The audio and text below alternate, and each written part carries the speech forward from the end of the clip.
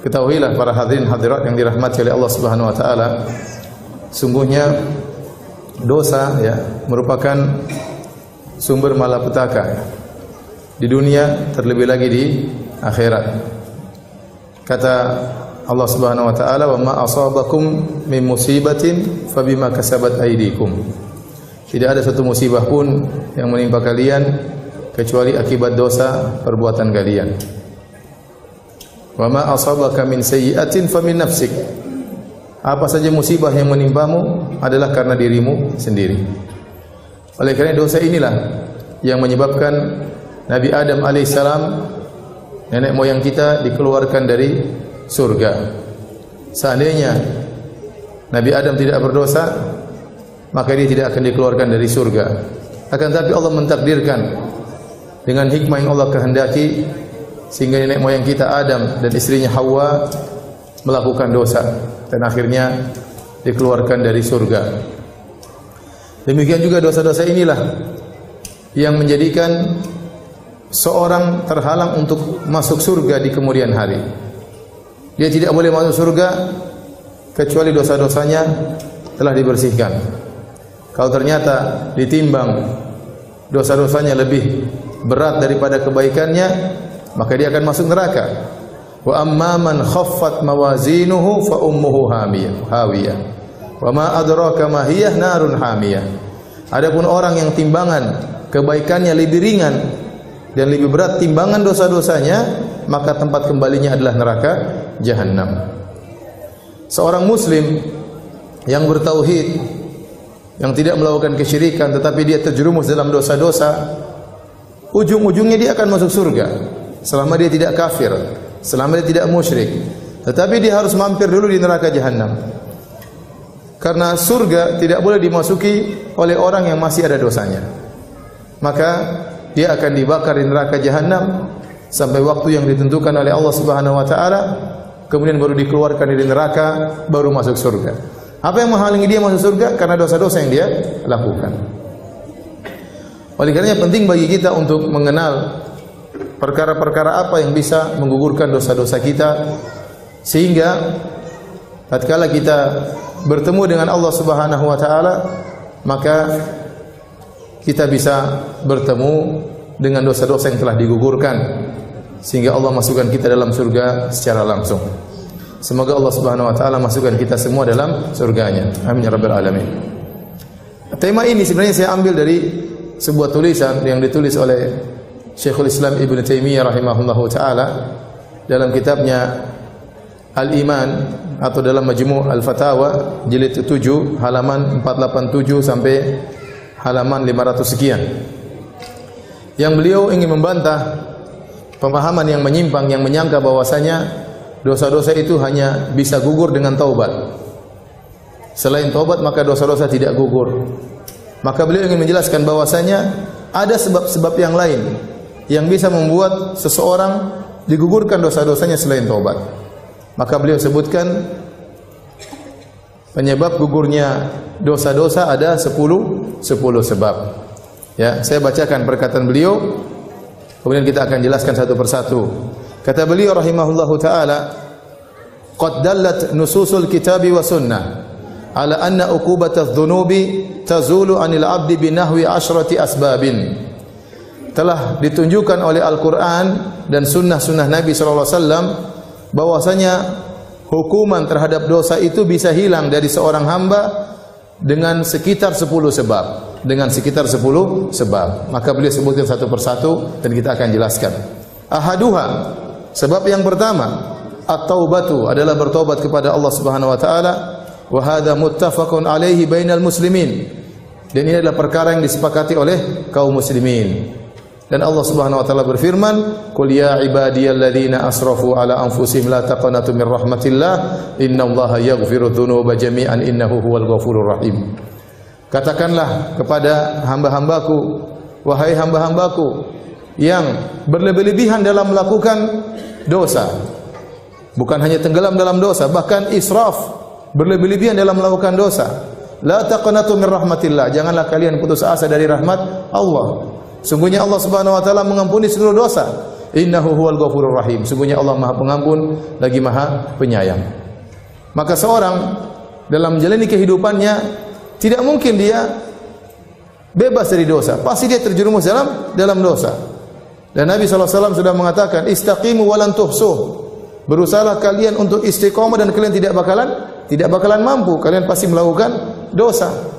Ya, seorang berusaha lurus, tapi bagaimanapun dia berusaha untuk lurus, dia bukan malaikat, dia bukan para nabi. Dia pasti terjerumus dalam dosa. Ya, tergantung banyak atau sedikit, tapi dia pasti terjerumus dalam dosa. Apalagi kita bicara zaman sekarang, siapa yang mau selamat dari dosa? Zaman sekarang, ya. Zaman now kata orang, ya. Zaman media sosial, ya. Dosa mata kita lakukan, dosa pendengaran kita lakukan, dosa bicara, komentar yang tidak-tidak, ngejek orang, merendahkan orang, mencari-cari kesalahan orang, belum dosa yang berkaitan dengan hati. Banyak sekali dosa yang kita lakukan tiap hari. Siapa yang bisa selamat dari dosa pandangan? Saya katakan kalau ada seorang pemuda yang bisa menjaga pandangannya di zaman sekarang, dia wali di antara wali-wali Allah Subhanahu wa taala. Siapa yang bisa selamatkan dirinya dari dosa pandangan? Oleh karenanya, seorang tatkala terjerumus dalam dosa, maka hendaknya dia bertobat kepada Allah Subhanahu wa taala. Dan dia harus husnudzon kepada Allah. Allah yang mengatakan, la taqnatu min rahmatillah. Janganlah kalian putus asa dari rahmat Allah Subhanahu wa taala. Saya selalu memberikan analogi atau logika. Saya katakan dalam hadis Nabi SAW menyebutkan bahwasanya Allah lebih sayang kepada hambanya daripada seorang ibu terhadap anaknya. Suatu hari Rasulullah SAW bersama para sahabat, tiba-tiba ada seorang ibu yang kehilangan anaknya. Ibu ini mencari-cari anaknya, kehilangan anaknya. Dan kita tahu bagaimana perasaan seorang ibu yang kehilangan anaknya. Karena dalam kondisi perang, dia cari anaknya, akhirnya dia ketemu. Waktu dia ketemu dengan anaknya setelah beberapa saat hilang, tentunya di saat itulah puncak-puncak kasih sayang seorang ibu terhadap anaknya. Apalagi anaknya baru saja hilang. Maka dia langsung dekap anaknya, lalu dia susui anaknya. Dan ini dilihat oleh para sahabat. Maka Nabi berkata kepada para sahabat tatkala ada pemandangan seperti ini, kata Nabi, "Atarawna anna hadhihi talidatun waladaha finnar?" Wahai para sahabatku, apakah menurut kalian wanita ini, ibu ini akan melemparkan anaknya ke dalam api? Tentu tidak ya Rasulullah. Bagaimana dia melemparkan anaknya sementara dia sangat sayang sama anaknya? Sementara dia baru cari-cari anaknya dan tidak ada kasih sayang di alam semesta ini yang paling besar kecuali kasih sayang seperti kasih sayang seorang ibu terhadap anaknya. Lebih daripada kasih sayang seorang anak terhadap orang tuanya. Lebih daripada kasih sayang seorang bapak terhadap anaknya. Lebih dari kasih sayang seorang teman terhadap kawannya, seorang suami terhadap istrinya, seorang istri terhadap suaminya. Kasih sayang paling besar adalah ibu terhadap anaknya. Terlebih lagi anaknya baru saja hilang. Kemudian sang ibu mendekapnya dengan luar biasa. Maka Nabi mengatakan, apakah menurut kalian ibu ini akan melemparkan anaknya di api? Kata para sahabat, tentu tidak. Maka Nabi SAW mengatakan, Allahu arhamu bi ibadihi min hadi bi waladiha. Allah lebih sayang kepada hamba-hambanya daripada ibu ini terhadap anaknya. Jadi para hadirin, seorang kalau melakukan dosa segera kembali. Coba kalau kita orang tua, anak kita nakal, mungkin kita marah, mungkin kita jewer. Kalau dia pergi keluar rumah, mungkin kita usir, tapi kita bersedih. Dan kita ingin dia kembali. Kalau dia kembali, kira-kira kita terima taubatnya atau tidak? Kita pasti terima.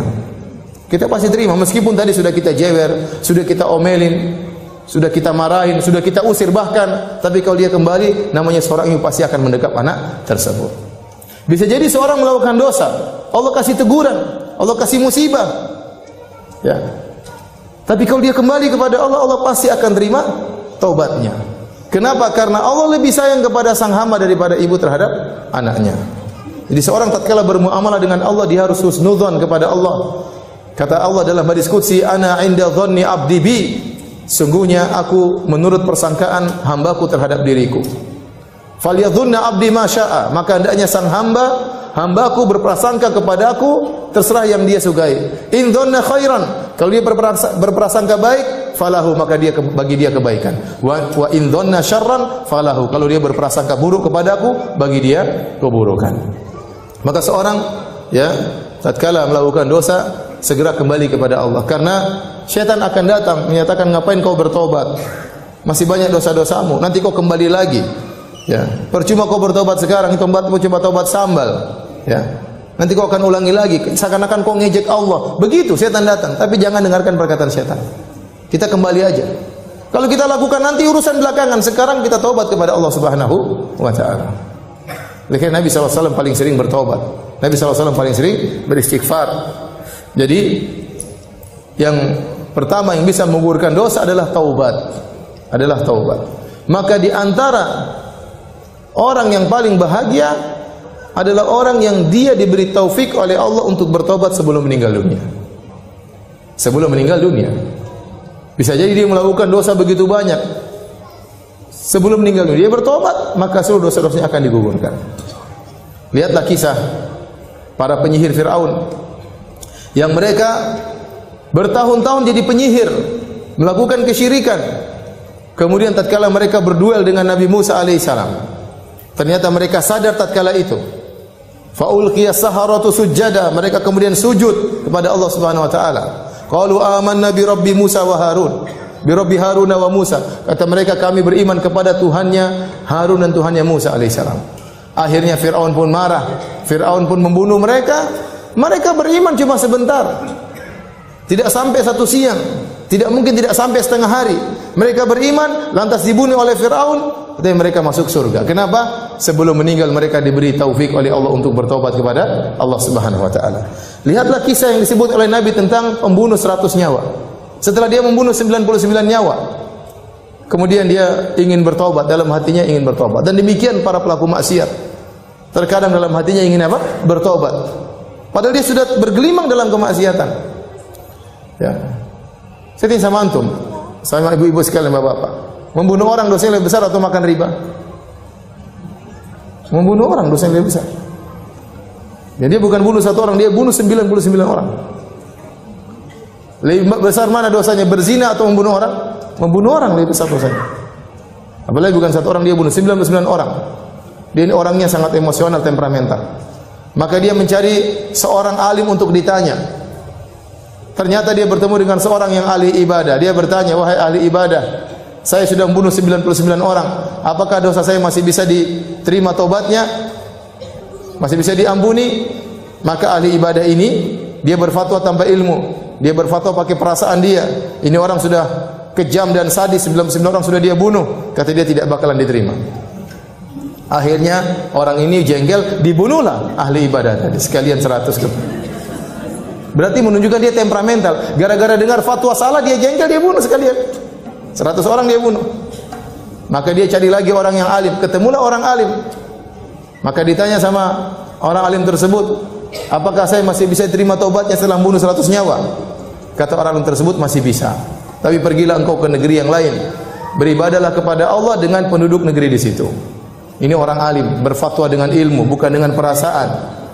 Dan dia kasih solusi, kalau kau ingin bertaubat, tinggalkanlah masa lalumu. Tinggalkanlah kampungmu yang bisa membuat engkau mengingat kembali dosa-dosamu. Pergilah cari komunitas baru. Beribadahlah kepada Allah dengan mereka di sana. Maka orang ini pun berjalan menuju kampung yang lain. Di tengah perjalanan dia meninggal. Dia belum sempat beribadah kepada Allah, tapi dia sudah berjalan menuju kampung tersebut. Ternyata dia meninggal di tengah jalan. Ternyata dia masuk apa? Surga. Jadi jangan putus-putus kita bertobat kepada Allah Subhanahu wa taala. Kita di jalan kita bertobat kepada Allah Subhanahu wa taala. Rabbighfirli wa tub alayya innaka anta tawwabur rahim. Kalau kita habis wudu kita berdoa, Allahumma ja'alni minat tawwabina wa ja'alni minal mutatahhirin. Ya Allah, jadikanlah termasuk orang-orang yang suka bertaubat. Allah berfirman, innallaha yuhibbut tawwabin. Sungguhnya Allah mencintai hamba-hamba yang suka bertaubat. Di antara nama-nama Allah At-Tawwab, yaitu zat yang maha menerima taubat seorang hamba. Maka seringlah bertobat. Kita tidak tahu kapan nyawa kita diambil oleh Allah Subhanahu wa taala. Ya. Betapa banyak orang mau bertobat dia tunda-tunda. Sebelum dia bertobat ternyata dia meninggal dunia. Sebenarnya mengatakan kapan bertobat? Nantilah kalau sudah umur 60 baru saya bertobat. Baru umur 25 sudah tewas. Jadwalnya masih jauh. Kapan kamu bertobat? Nanti kalau sudah pensiun. Sebelum pensiun sudah dipanggil oleh Allah Subhanahu wa taala. Taib. Terlalu banyak dalil yang menunjukkan Allah Maha menerima taubat. Di antaranya Allah berfirman, "Alam ya'lamu anna Allah huwa yaqbalu taubata an ibadihi." Tidakkah mereka ketahui bahwasanya Allah menerima taubat dari hamba-hambanya? Dalam ayat yang lain, "Wa huwa alladhi yaqbalu taubata an ibadihi wa ya'fu anis sayyi'at." Dialah Allah yang menerima taubat dari hamba-hambanya dan maafkan kesalahan-kesalahan. Dan ayat-ayat seperti ini sangat banyak. Ya. Taib. Ini sebab pertama. Mau dibahas tentang masalah taubat tentunya sangat panjang, tapi ini bukan poin kita ya. Kita ingin bahas 10 sebab. Sebab pertama adalah bertobat kepada Allah Subhanahu wa taala. Sebab kedua adalah istighfar. Apa bedanya istighfar dengan taubat? Istighfar dalam bahasa Arab adalah dari istaghfara, artinya talabul maghfirah. Istaf'ala, wazan istaf'ala dalam bahasa Arab artinya talabu syai', meminta sesuatu. Istaghfara, yastaghfiru istighfaran, artinya talabul maghfirah, meminta maghfirah. Apa itu maghfirah? Maghfirah dalam bahasa Arab diambil dari kalimat mikfar. Apa itu mikfar? Mikfar adalah penutup kepala yang digunakan oleh orang yang sedang berperang, semacam helm yang digunakan di kepala. Dan fungsinya adalah untuk menutup kepala, fungsi pertama. Fungsi kedua adalah untuk mencegah kalau ada pedang yang menghantam kepalanya. Itu disebut dengan mikfar. Oleh karenanya tidak semua penutup kepala disebut mikfar. Contoh, sorban tidak disebut dengan mikfar, meskipun dia menutupi tapi dia tidak melindungi. Contoh, songkok tidak disebut dengan mikfar, meskipun dia menutupi tapi dia tidak melindungi. Yang disebut dengan mikfar semacam helm yang dipakai oleh prajurit, itulah yang disebut dengan mikfar. Dan Nabi SAW waktu berperang dia menggunakan mikfar. Jadi itulah makna maghfirah. Kata Al-Imam Ibnu Qayyim rahimahullahu taala, tatkala seorang mengatakan astaghfirullah, maksudnya ya Allah aku mohon kepada Engkau maghfirah. Itu dua yang aku minta. Ya Allah tutuplah aku dan lindungilah aku. Apa maksudnya tutuplah aku? Tutuplah aib-aibku. Tutuplah dosa-dosa aku. Jangan kau bongkar aib-aibku di hadapan manusia. Di dunia terlebih lagi di akhirat. Jangan kau bongkar aibku di hadapan khalayak. Betapa banyak orang di dunia Allah bongkar aib-aibnya. Dan betapa banyak orang di akhirat Allah bongkar aib-aibnya. Sebagian orang aibnya di dunia tertutup, di akhirat Allah bongkar aibnya. Sebagian orang di dunia aibnya dibongkar, di akhirat lebih lagi dibongkar. Sebagian orang aibnya di dunia tertutup, di akhirat juga tertutup. Makanya di antara doa yang kita baca pagi dan petang, Allahumma astur aurati wa amin rawati. Ya Allah tutuplah auratku, tutuplah aib-aibku, tutuplah dosa-dosaku. Ya Sittir, wahai zat yang maha menutup dosa-dosa. Minta kepada Allah. Di antara makna astaghfirullah artinya ya Allah tutuplah aib-aibku. Tutuplah dosa-dosaku. Kita ini melakukan dosa. Kalau Allah bongkar dosa-dosa kita, enggak ada yang duduk sama kita. Enggak ada yang mau bergaul sama kita. Enggak ada yang mau ketawa ketiwi sama kita. Kalau dosa-dosa kita dibongkar oleh Allah Subhanahu wa taala. Makanya Muhammad bin Wasi' berkata rahimahullahu taala, "Lau kana lidzunubi rihun ma jalasa ilayya ahad." Kalau seandainya dosa-dosa itu ada aromanya bisa tercium, seorang pun tidak akan mau duduk dengan saya. Tetapi kita menjadi mulia, kita dihormati oleh orang lain, disegani oleh orang lain, bukan karena kita yang mulia, tetapi karena dosa-dosa kita ditutup oleh Allah Subhanahu wa taala. Oleh karena seorang banyak mengucapkan astagfirullah, astagfirullah. Kemudian saya minta kepada Engkau yang kedua, yaitu perlindungan. Artinya ya Allah janganlah kau jadikan dosa yang aku lakukan ini berdampak buruk kepada aku. Karena dosa itu pasti ada dampak buruknya, pasti ada dampak buruknya. Maka tatkala seorang perbanyak istighfar, maka dampak buruk tadi tidak jadi. Bahkan sebagian salaf mengatakan, demi Allah saya mengetahui dampak dari maksiatku pada kendaraanku dan pada pembantuku. Dia tahu, oh ini tadi saya maksiat makanya terjadi seperti ini. Seorang bisa jadi gara-gara dia maksiat, kelakuan suaminya berubah. Mulai tidak cinta sama dia, mulai kasar sama dia. Bisa jadi seorang laki bermaksiat, akhirnya kelakuan istrinya berubah atau kelakuan anak-anaknya berubah. Dampak maksiat. Oleh karenanya makna istighfar, ya Allah aku mohon kepada Engkau tutup aib-aibku. Yang kedua, jauhkan aku dari dampak maksiat tersebut. Maka sungguh beruntung orang yang banyak istighfar. Kata Nabi SAW, tuba liman wajada fi sahifatihi istighfaran katsiran. Sungguh beruntung orang yang mendapati dalam catatan amalnya banyak istighfar. Sekarang ini ibu-ibu, ya, banyak waktu kita terbuang, Bapak-bapak sekalian. Saya kalau di Arab Saudi saya sering lihat ada tulisan imla awqatak bil istighfar. Kita lagi ngantri ada tulisan isi detik-detikmu dengan istighfar. Kita kalau di Saudi kita jalan dari Mekah ke Madinah, tengah-tengah ada tulisan subhanallah. Di tengah tulisan alhamdulillah. Kenapa orang yang bersafar agar ingat kepada Allah kemudian dia berzikir di tengah jalan. Betapa sering saya lihat orang ngantri, mereka sambil berzikir, astagfirullah, astagfirullah, astagfirullah, astagfirullah. Sekarang mulai berubah dengan adanya medsos. Sekarang orang ngantri langsung buka Facebook, astagfirullah, astagfirullah, astagfirullah. Alhamdulillah, alhamdulillah. Sekarang lihat macam-macam, malah bikin dosa sambil nunggu bikin dosa. Kenapa lihat macam-macam sambil nunggu? Isi waktumu menunggumu antrianmu dengan dosa. Seakan-akan begitu. Lihat berita macam-macam, lihat berita hoax, lihat komentar-komentar, cari-cari kesalahan orang, ikut nge-share keburukan, ikut komentar keburukan, ikut nyakitin hati orang lain, nuduh yang tidak-tidak, ikut sebar berita bohong, ikut mendengar berita-berita ghibah, ikut baca berita-berita ngerumpi, melihat aurat orang lain. Isi waktumu dengan dosa, seakan-akan demikian. Nah, kita ini banyak dosa. Maka kalau kita lagi di mobil, istighfar, astagfirullah, astagfirullah, astagfirullah. Lagi nyetir, astagfirullah, astagfirullah, astagfirullah. Nggak usah malu-malu. Kadang kita duduk bareng, mau astagfirullah nggak enak. Kayak soalim, model kayak begini nanti. Cuek aja, kerasin suara, astagfirullah, astagfirullah. Tumben bu, astagfirullah, astagfirullah, sudah cuek. Sudah istighfar aja, cuekin. Kalau kita terbiasa, nanti jadi biasa. Ustaz, saya takut riya. Kenapa anti takut riya? Karena anti tidak terbiasa. Orang itu terkadang takut riya. Kenapa? Karena tidak terbiasa. Kalau terbiasa cuek, orang bertamu di rumahnya, sebentar, saya mau sholat duha dulu ya. Cuek aja. Tapi kalau, wah itu berarti karena dia tidak biasa sholat duha, makanya dia apa? Takut riya. Tapi kalau dia biasa cuek, dia nggak peduli dengan manusia, gelar saja dia Allahu Akbar. Tamu-tamunya ngobrol, biarin aja. Harus biasakan diri seperti itu. Ya. Di bandara buka Quran, takut riya. Kenapa? Karena jarang baca Quran. Kalau sering baca Quran di mana-mana, nggak ada takut riya. Insya Allah, maksudnya Allah jaga diri. Ya. Maka maksud saya, banyak waktu kita terbuang, isi dengan istighfar, astagfirullah, astagfirullah, astagfirullah. Orang kalau sudah istighfar, manfaatnya banyak. Allah berikan dunia dan juga Allah berikan akhirat. Yang sini saya sampaikan. Siapa yang lebih baik daripada Allah Subhanahu wa taala? Tidak ada yang lebih baik daripada Allah Subhanahu wa taala.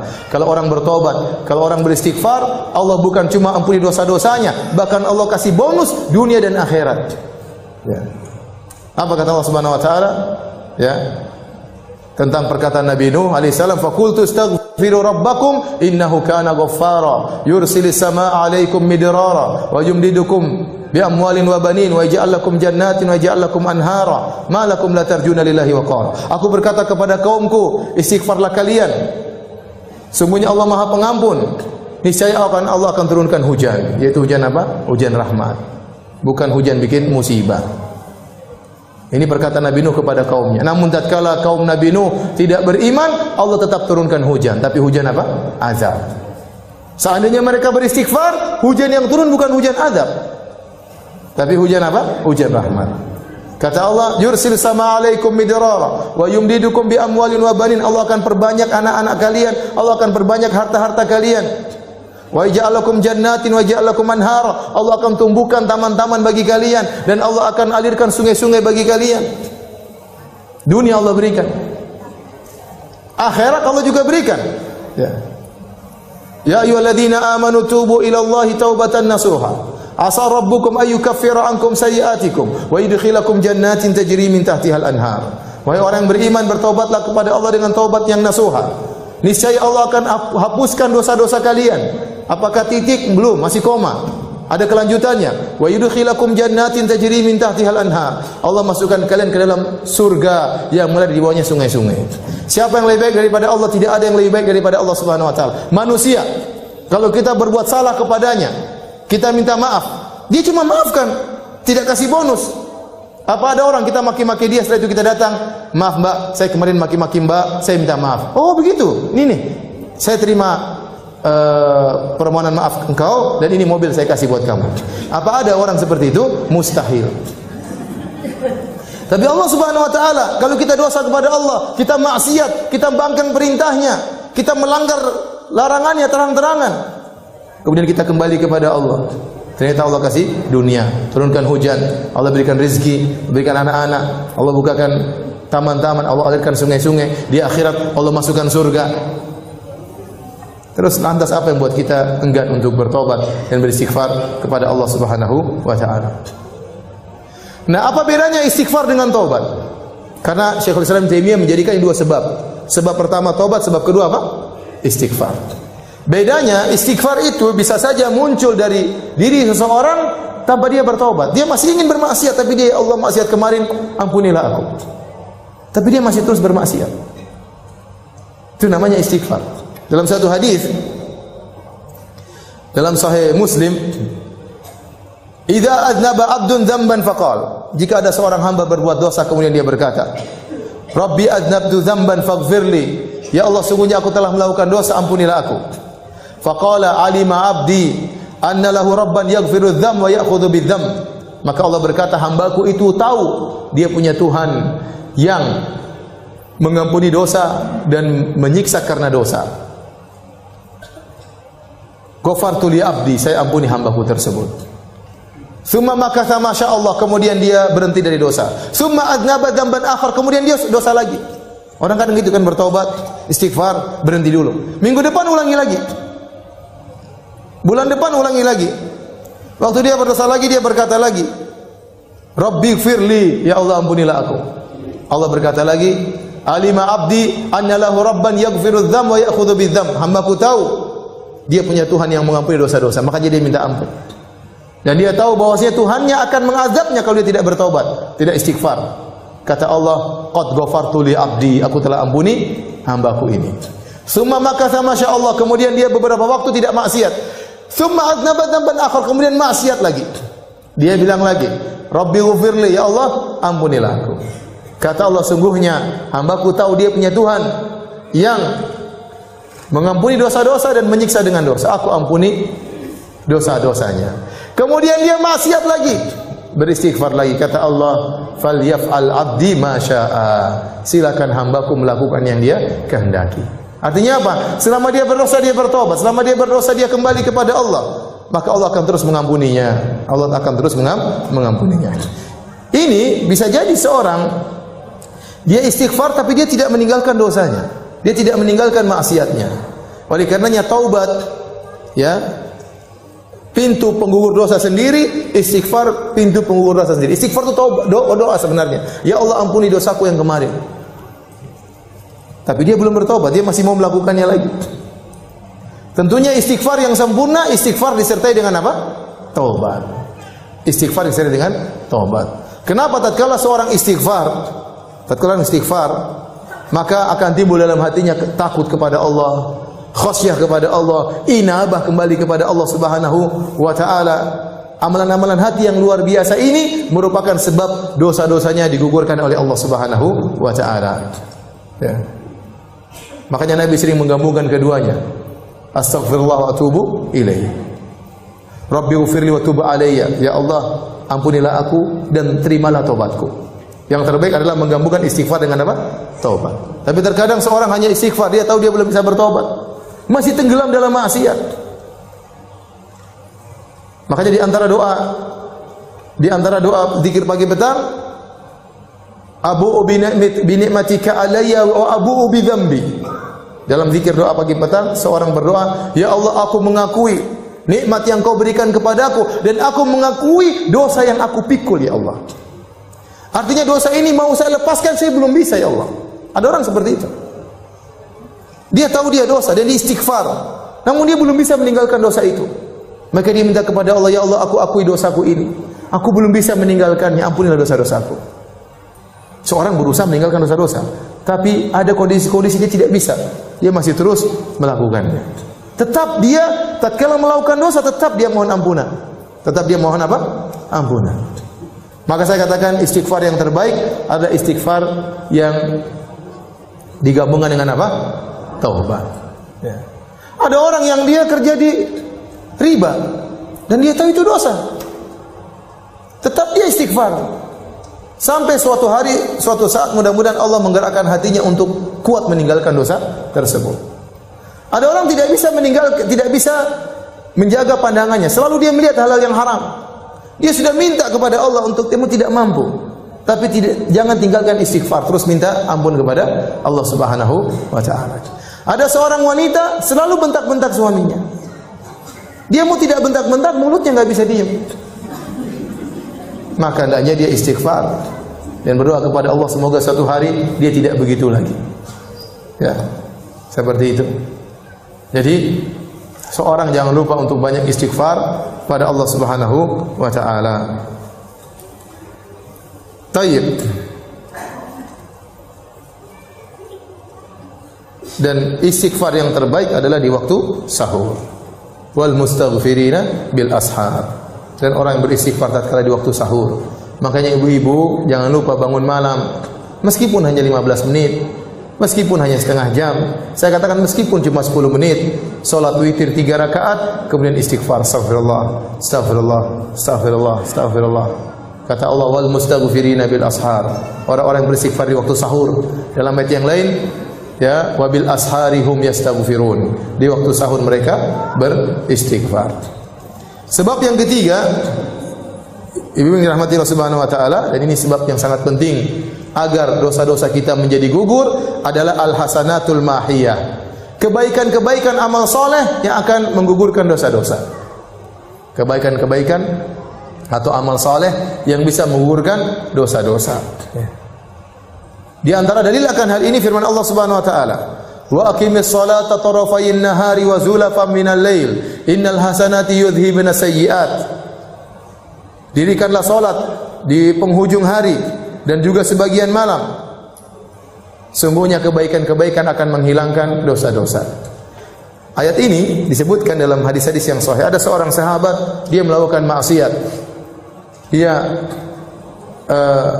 menyentuh seorang wanita yang tidak halal baginya. Maka dia pun gelisah, dia pun datang kepada Nabi sallallahu alaihi wasallam. Dia mengatakan, Rasulullah, sungguhnya saya berada di ujung kota Madinah dan saya begini-begini terhadap seorang wanita. Dia mengakui dosa-dosanya. Fa aqim alayya haddan. Ya Rasulullah, tegakkan hukum had kepadaku.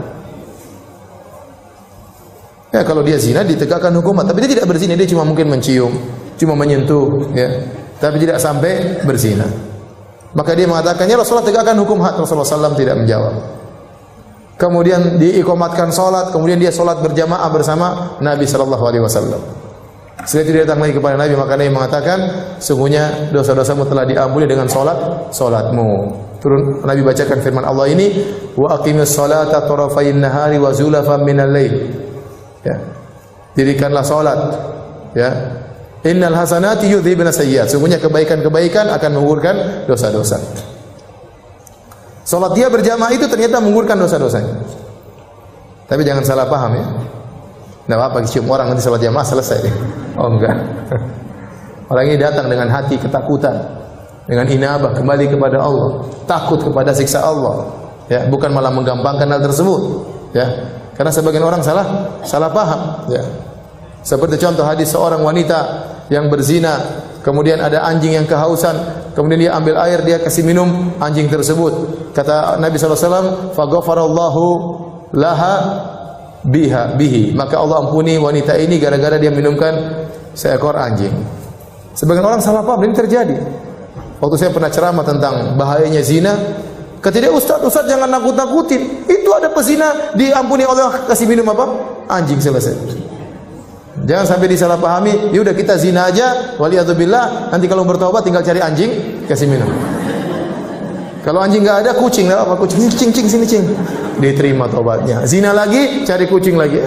Bukan begitu ini. Orang ini lain. Waktu dia memberikan minum kepada anjing, kata para ulama, keikhlasannya luar biasa, rasa takutnya luar biasa, inabahnya luar biasa. Makanya setelah itu dia tidak berzina lagi. Jadi di antara hal-hal yang akan menghilangkan dosa-dosa adalah amal-amal soleh yang banyak. Oleh karena dalam hadis Rasulullah SAW bersabda, dan hadis seperti ini banyak. Dalil akan amal kebajikan menggugurkan dosa itu banyak sekali. Contoh, kata Nabi SAW, as-salawatul khams, wal jum'atu ilal jum'ati, wa ramadhan ila ramadhan, mukaffiratun lima bainahunna idza junibatil kaba'ir. Kata Nabi, salat 5 waktu antara satu dengan yang lainnya menggugurkan dosa di antara keduanya. Antara Jumat dengan Jumat, salat Jumat yang satu dengan salat Jumat yang lain akan menggugurkan dosa-dosa di antara keduanya. Antara Ramadan dengan Ramadan yang lain akan menggugurkan dosa-dosa di antara keduanya. Selama dijauhi dosa-dosa besar. Dosa-dosa kecil semuanya akan digugurkan dengan amal soleh tersebut.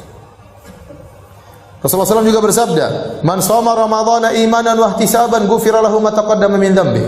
Barang siapa yang berpuasa di bulan Ramadan penuh keimanan, yakin, ihtisaban, berharap pahala dari Allah, akan diampuni dosa-dosa yang telah lalu.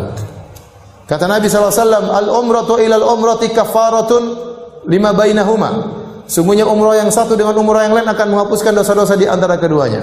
Wal hajjul mabrur laisa lahu jazaa'un illa jannah. Dan haji mabrur tidak ada balasan setimpal kecuali surga. Contoh Nabi berbicara tentang haji mabrur. Kata Nabi SAW, "Man hajja lillah wa lam yarfuth wa lam yafsuq, raja'a min dhunubi ka yaumin waladathu ummuhu." Barang siapa yang berhaji ikhlas karena Allah, tidak melakukan kemaksiatan, tidak mengucapkan kata-kata kotor, maka dia akan bersih dari dosa-dosanya seperti baru lahir dari perut ibunya. Berarti haji menggugurkan apa? Dosa-dosa. Kata Nabi SAW, "Fitnatur rajuli fi ahli wa malihi wa waladihi tukaffiruha salatu wa siyamu wa sadaqatul amr bil ma'ruf wa nahyu 'anil munkar." Fitnah seorang berkaitan dengan istrinya, berkaitan dengan anak-anaknya, berkaitan dengan hartanya bisa diampuni, bahkan dalam sebagian riwayat berkaitan dengan tetangganya bisa diampuni dengan salatnya, puasanya, sedekahnya, amar ma'ruf nahi munkar. Apa maksudnya fitnah seorang dengan istrinya? Maksudnya dia melakukan dosa-dosa berkaitan dengan istrinya. Contoh, dia tidak menunaikan hak istrinya. Contoh, kalau dia punya istri lebih dari satu, dia lebih condong kepada salah satunya. Ini dosa-dosa berkaitan dengan apa? Istri. Contoh, dia suka menyakiti hati istrinya, dia menzalimi apa? Istrinya. Maka itu bisa digugurkan dengan salat, puasa, sedekah. Fitnah terhadap anaknya. Contohnya, saking cinta kepada anaknya, maka dia melakukan hal yang dilarang oleh Allah Subhanahu wa taala. Saking cinta kepada anaknya minta apa saja dia kasih padahal dia tahu itu dilarang. Tapi dia berikan kepada anaknya. Saking cinta kepada anaknya, dia tidak menyuruh anaknya untuk sholat ke masjid, takut anaknya marah-marah. Ini dosa, semuanya dosa. Dia tidak menunaikan hak anak.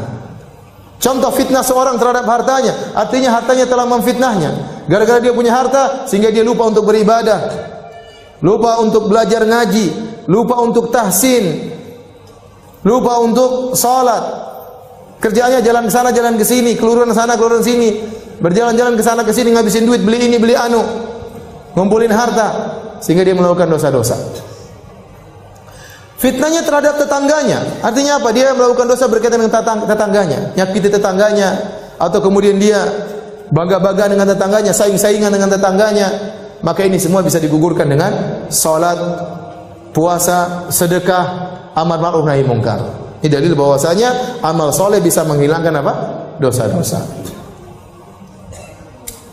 Dalam hadis juga kata Nabi SAW, "Man a'taqa raqabatan mu'minatan, a'taqallahu bikulli udwin minha udwan minhu minan nar."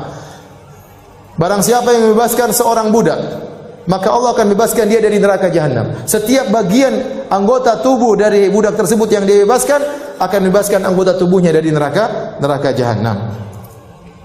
Nabi SAW juga bersabda, "As-sadaqatu tudfi'ul khati'ah kama yudfi'u al-ma'un nar." Sungguhnya sedekah itu akan menggugurkan dosa-dosa sebagaimana api menggugurkan atau menghilangkan air, menghilangkan api, sebagaimana air menghilangkan api. Baik. Ini dalil bahwasanya kita berusaha untuk beramal soleh sebanyak-banyaknya. Sampai-sampai ibu dirahmati Allah Subhanahu wa taala, Bapak sekalian. Kalau ternyata seorang punya amal soleh yang luar biasa, amal soleh yang sangat banyak, maka kalau dia melakukan dosa-dosa, maka Allah tidak akan anggap dosa-dosa tersebut. Rajin sholat, dia berbakti kepada orang tua, berbakti kepada suami, rajin sedekah, sholat malam, banyak amal solehnya, maka dosa-dosanya tidak akan dianggap oleh Allah Subhanahu wa taala. Oleh karena Nabi bersabda dalam satu hadis tentang masalah taharah. Kata Nabi sallallahu alaihi wasallam, "Idza balagal ma'u qullataini lam yahmilil khabath." Kalau air sudah mencapai 2 kullah itu kira-kira 200 liter, maka tidak akan mengandung najis. Artinya apa? Kalau ada najis jatuh kecil-kecil, tidak akan terlihat, tidak akan teranggap. Kenapa? Karena airnya terlalu banyak. Nah, kata para ulama bahwasanya amal soleh seperti air yang bersih. Dosa-dosa itu seperti najis. Lihatlah kisah seorang Arab Badui yang dia datang ke masjid kemudian dia kencing di masjid. Maka Nabi suruh apa? Nabi suruh ambil air seember, fa'uhriqa alaih. Kemudian Nabi tumpahkan air seember kepada najis tersebut. Najis tersebut kotor tetapi hilang karena air di ember banyak. Maka seorang kalau pahalanya banyak, amal solehnya banyak, ada dosa-dosa tidak dianggap oleh Allah Subhanahu wa taala. Dan dalil yang paling kuat akan hal ini kisah Hatib bin Abi Balta'ah radhiyallahu ta'ala anhu. Hatib bin Abi Balta'ah salah seorang dari sahabat Al-Badri yang dia ikut dalam perang Badar. Dan dia bukan panglimanya perang Badar, bukan pemimpinnya perang Badar, cuma salah satu anggota dari pasukan perang Badar. Sehingga kalau kita baca cerita tentang perang Badar, tidak disebutkan tentang kepahlawanan dia, karena dia bukan yang masyhur tatkala dalam perang Badar, tapi dia salah satu dari 315 orang yang ikut dalam perang Badar. Perang Badar terjadi pada tahun 2 Hijriah. Tahun berapa Ibu? 2 Hijriah.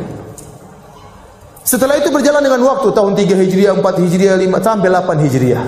Pada waktu 8 Hijriah, ternyata dia melakukan dosa besar.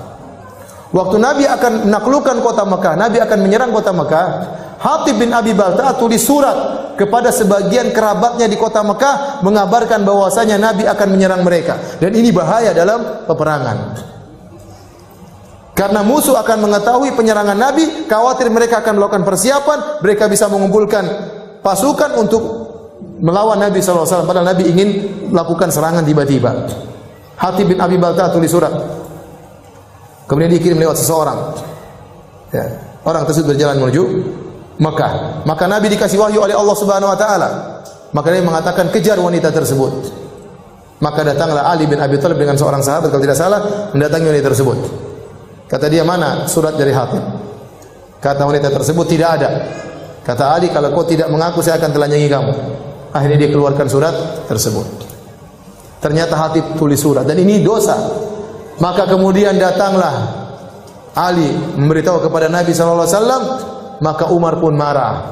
Umar marah. Kata Umar, "Da'ni adrib unuqa hadzal rajul." Ya Rasulullah, biarkan saya penggal kepalanya. Ini pengkhianat ini. Bagaimana dia mengabarkan tentang rencana kita kepada musuh? Padahal Hatib tidak mengabarkan kepada musuh, tapi dia punya kerabat, dia sayang kepada mereka. Maka kata Nabi, "Ma hadza ya Hatib?" Apa yang kau lakukan wahai Hatib? Maka Hatib menjelaskannya, "Rasulullah, itu ada keluarga saya ingin mereka punya hutang budi sama saya. Bukan maksud saya untuk memberitahu kepada orang-orang kafir yang lain, tidak, kepada mereka saja." Waktu Umar mengatakan, "Biarkan saya penggal dia," kata Nabi sallallahu alaihi wasallam kepada Umar, "Innahu min ahli Badar. Innahu min ahli Badar." Wahai Umar, ini Hatib pernah ikut perang Badar. Ini Hatib pernah ikut perang Badar. Wa may yudrik la Allah taala ala ahli Badar faqala i'malu ma syi'tum qad ghafartu lakum. Bisa jadi Allah telah melihat para penghuni, para peserta perang Badar. Allah berkata kepada mereka, "Lakukan yang kalian kehendaki, aku telah ampuni kalian." Maka Umar pun menangis. Kenapa? Karena Umar juga ikut perang Badar. Jadi perhatian kita di sini, Hatib ikut perang Badar pada tahun 2 Hijriah. 6 tahun kemudian dia bermaksiat. Ternyata maksiat tersebut dimaafkan oleh Allah. Kenapa? Karena dia pernah ikut perang Badar. Kenapa dia pernah melakukan amal soleh yang luar biasa? Sebanyak, kalau kita katakan air di sungai atau air di lautan, dosa yang dia lakukan tadi waktu dimasukkan ke dalam lautan kebaikannya lebur, tidak ada nilainya. Maka seorang berusaha melakukan amal soleh sebanyak-banyaknya. Mumpung masih muda, mumpung masih bisa baca Quran, mumpung masih kuat sholat. Kalau masih bisa sholat, segera sholat banyak-banyak. Nanti ada waktu nggak bisa sholat lagi, rukuk saja setengah mati, sudah nggak bisa 90 derajat, sudah miring begini. Ada yang sudah tidak bisa, sudah sholatnya di tempat duduk, nggak bisa. Sekarang masih giat sholat terus, masih giat baca Quran, masih giat sedekah, masih punya duit sedekah. Kumpulkan pahala sebanyak-banyaknya. Kumpulkan lautan kebaikan. Karena kalau kita punya lautan kebaikan, ada maksiat terkadang tidak dianggap oleh Allah Subhanahu wa taala. Demikian juga kata Nabi dalam satu hadis, la yadkhulun nara ahadun baya'a tahta hadhihi syajarah. Seorang yang tidak akan masuk neraka seorang pun yang membaiat aku di bawah pohon ini, Syajaratu Ridwan, pohon Ridwan. Ini Nabi ucapkan tatkala tahun 6 Hijriah, tatkala Nabi ingin umrah bersama sekitar 1.400 orang atau 1.400 orang sahabat. Kemudian mereka membaiat Nabi, siap membela Nabi sampai titik darah penghabisan. Maka Nabi berkata, tidak akan masuk neraka seorang pun yang membaiat aku di bawah pohon ini. Artinya apa? Amalan mereka sangat luar biasa. Kalau mereka melakukan dosa-dosa tidak akan dianggap oleh Allah Subhanahu wa taala. Jadi kalau seorang melakukan dosa segera lakukan kebaikan. Apa kata Nabi sallallahu alaihi wasallam? Wa atbi'is sayyi'ata al-hasanata tamhuha. Kalau kau melakukan keburukan segera tutup dengan kebaikan, niscaya kebaikan tersebut akan menghapus dosa-dosamu. Jadi ibu-ibu dirahmati Allah Subhanahu wa taala, Bapak sekalian, kalau kita melakukan dosa, segera kita lakukan banyak kebajikan-kebajikan. Kebajikan-kebajikan besar diantaranya berbakti sama orang tua. Ibu-ibu, kebajikan paling besar adalah berbakti kepada suami, urus anak-anak. Ya. Saya ulangi, ibu-ibu, kebajikan paling besar apa? Berbakti sama siapa? Masya Allah, ibu sudah pintar-pintar semuanya. Ya. Tinggal dipraktekkan, ya. Tinggal dipraktekkan. Bukan cuma teori doang. Ya. Ini pahala-pahala yang sangat besar. Sabar, ya, berjuang, ya, dan yang lainnya.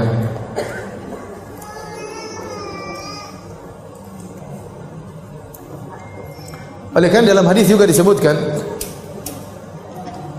kalau orang banyak melakukan salat sunnah, kebaikan-kebaikan, akan menutup kekurangannya dalam salat fardu. Ya. Kata Nabi SAW dalam satu hadis, inna awwala ma yuhasabu alaihi al-'abdu min amalihi yaumal qiyamah as-salat. Yang pertama kali dihisab oleh seorang hamba dari amal solehnya adalah salat. Fa in akmalaha, kalau dia sempurnakan salatnya maka sungguh indah amalannya. Wa illa, kalau tidak, ternyata salatnya ada kurang-kurangnya, tidak sempurna, qila, maka dikatakan unduru hal lahu min tatawwu'in, lihatlah apakah ada salat sunnahnya. Fa in kana lahu tatawwu'un ukmilat bihil fariidhah. Kalau dia ternyata punya pahala salat sunnah, maka untuk menambal kekurangan salat fardunya. Dia terkadang salat fardu tidak khusyuk, terkadang pikiran kemana-mana, terkadang cepat-cepatan, terkadang sambil tahan buang angin, ya, macam-macam. Terkadang imamnya baca apa, pikirannya kemana, ya. Nah, ini kekurangan-kekurangan dalam salat ini. Kalau kita banyak salat sunnah akan nambalin kekurangan dalam salat fardu. Makanya ibu-ibu jangan malas salat sunnah, ibu-ibu. Salat rawatib jangan ditinggalkan, salat duha jangan. Ibu-ibu kerjaan apa sih? Kalau bapak-bapak mungkin banyak kerjaan lupa salat wajar. Ibu-ibu apa kerjaannya? Coba. Saya tanya kerjanya apa, jangan marah. Kerjanya apa? Ibu rumah tangga. Bapak jelas kerjaannya, keluar pagi, pergi kantor, sampai di sana urusan banyak, diomelin sama bos. Ibu-ibu apa kerjaannya? Banyak, ya, alhamdulillah, ya.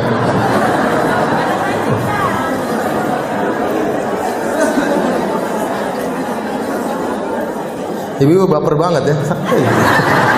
Santai aja, ya. Jadi mumpung kita ada umur, mumpung kita ada tenaga, mumpung ada waktu, jangan lupa salat sunnah, ya. Salat sunnah, jangan malas. Salat rawatib, ya. Sebelum salat, sesudah salat, jangan malas. Baik. Sebab berikutnya, ibu yang dirahmati Allah Subhanahu wa taala,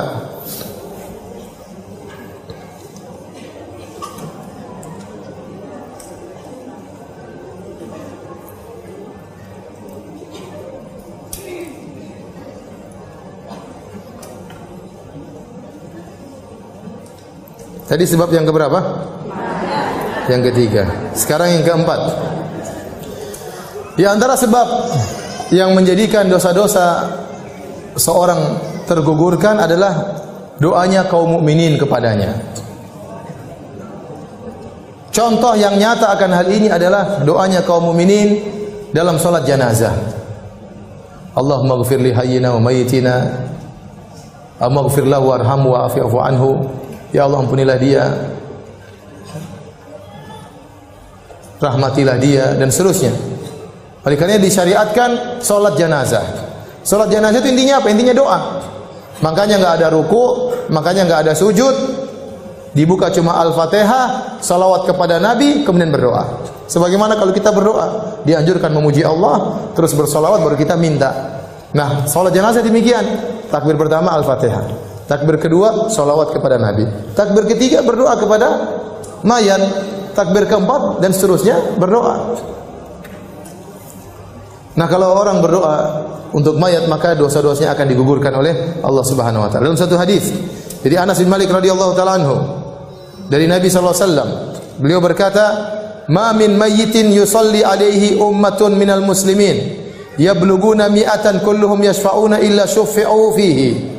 Tidaklah seorang mayat meninggal kemudian disolatkan oleh 100 orang-orang Islam, kaum muslimin.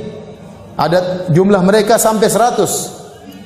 Ya, semuanya berdoa kecuali mereka akan diberi syafaat untuk mayat tersebut. Jadi mayat ini akan digugurkan dosa-dosanya. Dalam hadis yang lain, Ani Ibnu Abbasin, dari Ibnu Abbas radhiyallahu taala anhuma, qala sami'tu Rasulullah sallallahu alaihi wasallam yaqul, aku mendengar Rasulullah sallallahu alaihi wasallam bersabda, "Ma min rajulin muslimin yamutu," tidaklah seorang muslim meninggal dunia, "fayaqumu ala janazatihi arba'una rajulan," maka kemudian menyolatkannya 40 orang lelaki, la yusyrikuna billahi syai'an, dan mereka tidak berbuat syirik sama sekali, illa syafa'ahumullahu fih, kecuali Allah akan mengizinkan mereka untuk memberi syafaat kepada mayat tersebut. Jadi kalau ibu meninggal dunia, kalau bisa orang-orang yang bertauhid yang menyolatkan. Kalau ada 40 orang yang menyolatkan kita meninggal dunia, maka insya Allah diberikan izin oleh Allah agar mereka beri syafaat untuk kita. Artinya doanya akan dikabulkan. Syaratnya tidak berbuat syirik sama sekali. Cari orang-orang yang suka ikut pengajian, yang menjauhkan diri sejauh-jauhnya daripada kesyirikan, tidak pakai jima, tidak percaya kepada tatayur, tidak percaya dengan angka-angka sial, tidak percaya dengan hal-hal yang tidak benar. Cari orang-orang seperti gitu. Minta agar mereka, kalau saya meninggal salatkan saya. Karena kalau ada 40 orang ahli tauhid yang menyolatkan, maka itu akan menggugurkan dosa mayat tersebut. Taib, ini sebab yang keempat. Dosa-dosa bisa berguguran dengan doa orang lain. Makanya jangan lupa untuk mendoakan orang tua yang sudah meninggal. Orang tua sekarang sudah tidak bisa kita berbuat baik lagi secara duniawi. Kalau mereka masih hidup, kita bisa ajak makan, kita bisa jalan-jalan, kita bisa mijit-mijit, kita bisa buat dia mereka tertawa. Mereka sudah meninggal, apa yang mereka butuhkan adalah doa kita. Doa kita. Maka di antara ciri-ciri anak soleh, waladun solihun yad'u lahu. Anak soleh itu ciri-cirinya suka mendoakan orang tuanya. Kalau ternyata ibu-ibu, bapak-bapak tidak pernah mendoakan orang tua, maka ini kesolehannya dipertanyakan. Kesolehannya dipertanyakan. Apakah dia lupa dengan jasa kedua orang tuanya? Baik. Sebab yang kelima yang membantu dosa-dosa seorang mayat seorang digugurkan adalah kalau dia sudah meninggal dunia, ada orang yang melakukan amal kebajikan untuknya. Bisa jadi, saya ulangi, di antara sebab-sebab dosa-dosanya digugurkan adalah orang lain berbuat amal soleh diberikan untuk dirinya. Seorang mayat kalau sudah meninggal dunia, dia bisa mengambil manfaat dari beberapa sisi. Makanya kata Imam Syafi'i rahimahullah ta'ala, yalhaqul mayyit salas. Ada 3 perkara yang bermanfaat bagi mayat. Yang pertama adalah doa, ini dari sisi orang lain. Doa orang lain buat dia. Yang kedua, orang menghajikan atau mengumrahkan dia. Yang ketiga, orang bersedekah atas nama dia. Dan ini ijma ulama bahwasanya sampai. Adapun kalau itu adalah akibat perbuatan dia sendiri, maka tidak ada yang khilaf. Seperti kata Nabi SAW, idza matal insan inqata amalu ila min thalath. Kalau seorang meninggal dunia, terputus amalannya, dia sudah tidak bisa lagi ngaji, Tidak bisa lagi sholat, tidak bisa lagi sedekah, tidak bisa lagi puasa, tidak bisa lagi i'tikaf, tidak bisa lagi senyum, tidak bisa apa-apa. Tidak bisa dapat amal soleh. Kecuali 3 perkara yang tidak terputus. Yang pertama, ya, sedekahun jariyah, sedekah jariyah. Dia bangun masjid, orang masih terus sholat di masjid tersebut. Dia cetak buku-buku agama, masih dibaca oleh orang-orang. Dia cetak Quran, Qurannya masih dibaca oleh orang-orang. Dia gali sumur, sumurnya masih dimanfaat oleh orang banyak. Dia bikin program, dia bagi, akhirnya program tersebut dimanfaat oleh banyak orang gratisan. Ini sedekah jariyah. Dia tulis buku, banyak orang yang baca. Dia ceramah di YouTube, ternyata dia sudah meninggal, ceramahnya masih didengar oleh banyak orang dapat hidayah. Ini semua adalah amal jariyah. Di antaranya ilmu yang tafa'u bihi, ilmu yang bermanfaat tadi saya sebutkan tadi. Ilmu bermanfaat tadi, ceramahnya atau bukunya. Ya, kalau sedekah jariyah tadi, dia bangun masjid, dia gali gali sumur, ya, dan airnya terus dimanfaatkan.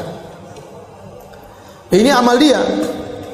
Nah, apakah amal orang lain bisa bermanfaat bagi dia? Kalau amal dia jelas itu hasil usaha dia. Wa laysa lil insani illa ma sa'a. Dan tidak ada bagi manusia kecuali apa yang diusahakan. Namun ada amal orang lain bermanfaat bagi dia. Tadi kata Al-Imam Syafi'i 3 perkara. Apanya? Doanya orang lain. Kemudian apa? Haji dan umrohkan dia, dan sedekah untuk dia. Jadi kalau ternyata kita punya anak-anak soleh, ternyata anak-anak kita kemudian di kemudian hari memiliki uang, mereka ingin hajikan kita, Masya Allah, kita sudah meninggal dapat pahala haji. Mereka umrohkan kita sudah meninggal dapat pahala umrah. Kemudian mereka bikin masjid, pahalanya untuk bapaknya, sedekah, maka lari kepada bapaknya. Mereka bagi makanan kepada fakir miskin, niatnya untuk bapaknya, untuk ibunya, pahalanya ngalir. Jadi ini akan menggugurkan dosa-dosa kita. Makanya penting kita untuk mendidik anak-anak yang soleh, ya, agar mereka tatkala kita sudah meninggal dunia masih ingat dengan kita. Baik.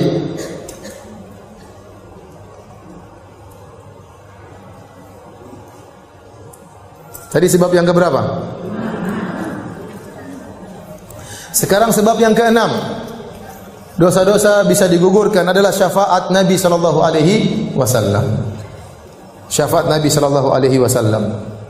Terlalu banyak dalil-dalil yang menunjukkan Nabi memberi syafaat kepada umatnya. Kata Nabi sallallahu alaihi wasallam, "Syafaati li ahlil kabairi min ummati." Syafaatku untuk para pelaku dosa besar dari umatku. Namun ada syaratnya, seorang pelaku dosa besar bisa mendapatkan syafaat Nabi. Dia tidak boleh berlakukan kesyirikan. Makanya kata Nabi SAW waktu ditanya oleh Abu Hurairah, "Ya Rasulullah, man as'adun nasi bi syafa'atika yaumal qiyamah?" Wahai Rasulullah, siapa orang yang paling bahagia mendapatkan syafaatmu pada hari kiamat? Kata Nabi SAW, "Man qala la ilaha illallah khalisan min qalbih." Seorang yang mengucapkan la ilaha illallah ikhlas dari hatinya. Maka seorang semakin tidak ingin dipuji oleh orang lain, seorang yang semakin menyembunyikan amalannya, seorang yang tidak suka men-share amal solehnya, seorang yang suka menutupi amal solehnya, seorang semakin jauh dari harapan untuk disanjung oleh orang lain, maka dia paling bahagia untuk mendapatkan syafaat Nabi sallallahu alaihi wasallam. Tapi kalau ternyata dia melakukan kesyirikan, dia riya, dia ujub, pamer amal solehnya, cerita ke sana sini, setiap apa yang dilakukan dia share di media sosial agar semua orang tahu, maka ini dia kurang mendapatkan syafaat Nabi sallallahu alaihi wasallam. Dalam hadis yang lain kata Nabi sallallahu alaihi wasallam, "Ikhtaba'tu da'wati syafa'atan li ummati yaumal qiyamah, fa hiya na'ilatun insyaallah man mata min ummati la yusyriku billahi syai'a." Aku menyisakan doaku yang pasti dikabulkan sebagai syafaat bagi umatku. Niscaya syafaatku ini akan mengenai seluruh orang yang meninggal dari umatku yang tidak berbuat syirik sama sekali kepada Allah Subhanahu wa taala. Makanya anti kalau ingin dapat syafaat, Bapak ingin dapat syafaat dari Nabi SAW, jangan melakukan apa? Kesyirikan. Nah, kalau Nabi sudah beri syafaat, dosa-dosa bisa gugur. Makanya Nabi berkata, "Syafaati li ahlil kabairi min ummati." Syafaatku untuk pelaku dosa besar dari umatku. Berarti dosa-dosanya bisa gugur gara-gara syafaat Nabi sallallahu alaihi wasallam. Semoga Allah menganugerahkan kepada kita syafaat Nabi sallallahu alaihi wasallam. Allahumma syafi'hu fina. Amin ya rabbal alamin. Baik. Sebab yang ketujuh. musibah-musibah yang Allah timpakan kepada seorang hamba untuk menghapuskan dosa-dosanya. Ini terlalu banyak dalilnya. Kata Allah Subhanahu wa taala, "Wa ma asabakum min musibah fabima kasabat aydikum wa ya'fu an katsir." Tidak ada satu musibah pun yang menimpa kalian kecuali akibat perbuatan kalian. Wa ya'fu an katsir, dan Allah banyak mengampuni dosa-dosa kalian. Kalau seandainya setiap musibah dikasih, setiap dosa dikasih musibah, kita binasa. Tapi Allah hanya memberikan musibah kepada sebagian dosa, sebagian lagi Allah ampuni. Sebagian lagi Allah ampuni. Kalau setiap dosa kita lakukan ada musibahnya, kita binasa. Allah mengatakan, "Ma asabaka min sayyi'atin fa min nafsik." Apa saja yang menimpamu dari keburukan itu dari dirimu sendiri. Bahkan dalam satu hadis kata Nabi sallallahu alaihi wasallam, "Ma yusibul mu'min min wasabin wala nasabin wala hammin wala hazanin wala ghammin wala adan hatta syauka yushakuha illa kafarallahu biha min khotayahu." Kata Nabi sallallahu alaihi wasallam, tidaklah menimpa seorang mukmin wasab, penyakit, dia sakit. Kalau dia sabar menghadapinya, menggugurkan dosa. Wala nasabin, dia lelah, letih, capek, maka itu juga akan menghapuskan dosa-dosanya. Wala hazanin, wala hammin, suatu yang dia khawatirkan di depan nanti bagaimana. Perasaan kekhawatiran tersebut, kalau dia sabar menghadapinya, akan menghapuskan dosa-dosa. Wala hazanin, dia ditimpa dengan apa? Kesedihan masa lalu, susah untuk dia lupakan. Wala ghammin, kegelisahan dalam dirinya. Wala adan, suatu apapun yang mengganggunya, sampai duri yang menusuknya, kecuali akan menggugurkan dosa-dosanya. Jadi semua yang perkara yang tidak kita sukai, kalau menimpa kita, kemudian kita menghadapinya dengan baik, maka akan menggugurkan seluruh dosa-dosa kita. Sampai masalah sedih, seorang sedih. Bahkan seorang terkadang dia bingung, saya kenapa ini, kok saya gelisah, kok saya sedih, perasaan saya tidak melakukan dosa. Dia pasti melakukan dosa, cuma dia lupa mungkin. Terkadang Allah cuma kasih musibah apa? Kegelisahan, kesedihan, untuk menggugurkan dosa-dosanya. Allah tidak berikan dia musibah besar, meninggal anaknya, suaminya ketabrak mobil, enggak. Cuma apa? Kesedihan, kegelisahan. Maka hadapi dengan tenang, itu menggugurkan apa? Dosa-dosa. Allah kasih sakit, sakit yang tidak parah-parah, sakit, Allah kasih sakit untuk menggugurkan dosa-dosanya. Ya. Dalam satu hadis kata Nabi SAW mengatakan, la tasubbil humma, hadis sahih riwayat Imam Muslim. La tasubbil humma, janganlah engkau mencela demam. Fa innaha tudhibu khataya bani Adam kama tudhibul kir kama yudhibul kir khabatal hadid. Kata Nabi SAW, jangan kalian mencela demam, karena demam itu akan menggugurkan dosa-dosa anak Adam sebagaimana alat pandai besi menghilangkan karatan besi. Makanya kita juga tidak, kalau kita sakit sudah hadapi dengan baik. Demam menggugurkan dosa-dosa. Sakit gigi menggugurkan dosa-dosa. Apalagi sakit hati. Dosa-dosa. Bukankah disunahkan kalau kita menjenguk orang sakit, kita ucapkan apa? Tahurun insyaallah. Artinya semoga penyakitmu ini menggugurkan dosa-dosa. Jadi semua yang kita rasakan itu, kesedihan itu menggugurkan apa? Dosa-dosa. Ya. Bahkan dalam satu hadis, senantiasa seseorang diberi musibah sampai dia berjalan tanpa ada dosa sama sekali dalam dirinya. Kata Nabi SAW, "Idza arada bi 'abdil khaira ajjalahu al-uqubata fid dunya." Kalau Allah menghendaki kebaikan bagi seorang hamba, Allah segerakan hukumannya di dunia. Wa idza arada bi 'abdihi syarra amsaka anhu yaumal qiyamah. Amsaka anhu hatta yuwafiya biha yaumal qiyamah. Kalau Allah menghendaki keburukan pada seorang hamba, Allah tunda, nanti Allah balas pada hari kiamat kelak. Kata Nabi SAW, "Inna Allah idza ahabba qauman ibtalahum." Sungguhnya kalau Allah mencintai sebuah kaum, Allah akan beri ujian kepada mereka. Jadi musibah yang menimpa kita apapun, kita harus hadapi dengan baik. Kalau kita hadapi dengan baik, maka musibah tersebut akan menggugurkan dosa dan akan mengangkat derajat sekaligus. Tapi kalau ternyata kita terkena musibah, ternyata kita jaza, kita marah-marah, kita ngamuk, kita tidak hadapi dengan kesabaran, maka musibah tersebut tidak menggugurkan dosa-dosa, bahkan menurunkan derajat seorang hamba. Jadi ibu-ibu hadapi permasalahan dengan tenang. Ibu sakit, tenang. Jangan menunjukkan bentuk protes kepada Allah seperti, aduh ini sakit kok nggak sembuh-sembuh. Ini seakan-akan protes kepada Allah Subhanahu wa taala. Hadapi dengan baik, ya. Hadapi dengan baik. Jangan sampai kita menghadapi musibah ternyata kita marah-marah kepada Allah, maka itu tidak akan menggugurkan dosa-dosa seorang hamba.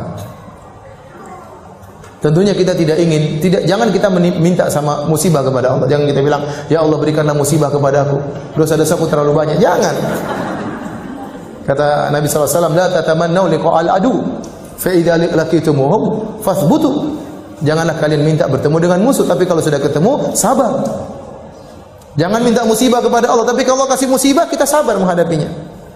Lebih baik Allah mengampuni dosa-dosa kita dengan istighfar daripada dikasih musibah. Itu tidak. Namun terkadang kita ini istighfarnya nggak beres, terkadang tobatnya nggak beres. Maka Allah ini masih punya ada dosa-dosa, untuk mencuci dosa-dosa ini Allah kasih musibah. Kenapa? Karena istighfar kita tidak beres, tobat kita tidak beres. Kita sudah bertobat, kita sudah istighfar, ada dosa-dosa kita yang sudah gugur, tapi belum semuanya. Nah ini untuk menggugurkan sisa dosa-dosa yang belum gugur ini, maka Allah kasih apa? Musibah. Jadi ibu sabar kalau menghadapi apa? Musibah. Tapi itu sebab yang keberapa tadi? Itu. Sebab yang ke-8, ma yahsulu fil qabri minal fitnati wad-dhaqtah war-raw'ah. Apa yang dialami oleh seorang muslim dalam kuburannya tatkala difitnah, itu ditanya oleh malaikat Munkar dan Nakir dalam kondisi menakutkan. Al-aswadani al-azraqani. Kata Nabi SAW, malaikat Munkar dan Nakir dalam kondisi berwarna biru dan dalam kondisi berwarna hitam, mengerikan dilihat, membuat orang lupa dengan jawaban, tidak bisa menjawab pertanyaan malaikat Munkar dan Nakir. Kemudian terjadi dhaqtah, itu dhammah, dia seperti dihimpit oleh kuburan. Setiap orang akan mengalami tersebut dalam kuburannya. Dalam satu hadis, ya Rasulullah SAW bersabda, "Inna lil qabri dhaqdatan, walau kana ahadun najian minha naja minha Sa'ad bin Mu'adz." Kata Nabi, sungguhnya dalam kuburan itu ada tekanan. Tidak ada seorang pun yang selamat. Seandainya ada orang yang selamat, maka yang akan selamat adalah Sa'ad bin Mu'adz. Siapa Sa'ad bin Mu'adz? Sa'ad bin Mu'adz adalah seorang sahabat yang meninggal karena terkena panah dalam perang Khandaq. Akhirnya dia meninggal dunia. Waktu dia meninggal dunia, kata Nabi SAW, "Ihtazza arsyur Rahman li mauti Sa'ad." Arsy Allah bergetar karena kematian Sa'ad bin Mu'adz radhiyallahu taala anhu. Artinya dia orang yang sangat soleh. Tetapi dia pun tidak lolos dari dhaqtah, dari tekanan dalam kuburan. Tekanan-tekanan seperti ini dalam kuburan itu bukanlah siksa kubur, tapi sesuatu yang dialami oleh seorang mukmin tatkala dalam kuburan. Seperti kelaziman orang masuk dalam kuburan, seperti seorang tatkala di dunia dia sedih, dia merasakan sakaratul maut, bukan berarti karena dosa-dosanya, tidak. Tapi hal itu adalah kelaziman dari kehidupan. Tatkala kehidupan akan meninggalkannya, dia akan merasakan sakaratul maut. Dan itu akan mengurangi dosa-dosa. Sama tatkala seorang masuk dalam kuburan, dia langsung mengalami dhammah, dhaqtah dari dalam kuburan. Itu akan menggugurkan dosa-dosanya. Baru nanti kalau sudah ditanya oleh malaikat Munkar dan Nakir, baru dia akan, kalau bisa jawab, mendapatkan nikmat kubur. Kalau enggak bisa jawab, dapat azab kubur. Kata Syekhul Islam Ibnu Taimiyah rahimahullah taala, ini adalah sebab di antara dosa-dosa digugurkan tatkala dalam kuburan seorang mengalami penghimpitan dari kuburan. Sebab yang ke-9, ahwal yaumil qiyamah wa karbuha wa syada'iduha, yaitu kondisi-kondisi yang berat pada hari kiamat. Karena seorang tatkala dibangkitkan pada hari kiamat dalam kondisi sangat berat. Dibangkitkan dalam kondisi tidak beralas kaki, tidak berpakaian, tidak ada harta yang dia bawa, dibawa terik matahari dalam jarak 1 mil, keringat bercucuran. Kondisi sangat mengerikan. Kemudian tatkala dia disidang, dia menghadapi kondisi sangat mengerikan, yang menyidang Allah Subhanahu wa taala. Tatkala dihisab, sama, juga dia mengalami perkara yang sangat berat. Dibongkar aib-aibnya, disebutkan kesalahan-kesalahannya yang selama ini tersembunyikan. Kemudian di mizan tatkala ditimbang. Kemudian tatkala suruh lewat sirat. Bayangkan lewat sirat yang sangat tipis dan sangat tajam.